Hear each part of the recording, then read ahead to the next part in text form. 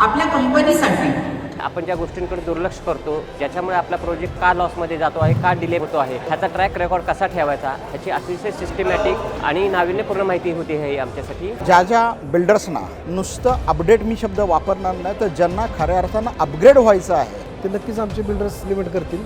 ह्याचा नक्कीच आमच्या क्रीडा मेंबर्सला फायदा होईल. आपण आपल्या कंपनीमध्ये फॉर शुअर इम्प्लिमेंट करू शकू आणि हे पुढचे 120 मिनिट्स तुमचे बेस्ट नाही झाले पाहिजे. ज्या पद्धतीनं दीपेशजींनी सांगितलं अर्न व्हॅल्यू काय, प्रोजेक्ट व्हॅल्यू काय, अकाउंट क्रेडिट किती झालेत, हा सर्व ताळेबंद निश्चितच आपल्याला वेळोवेळी समजला गेला पाहिजे.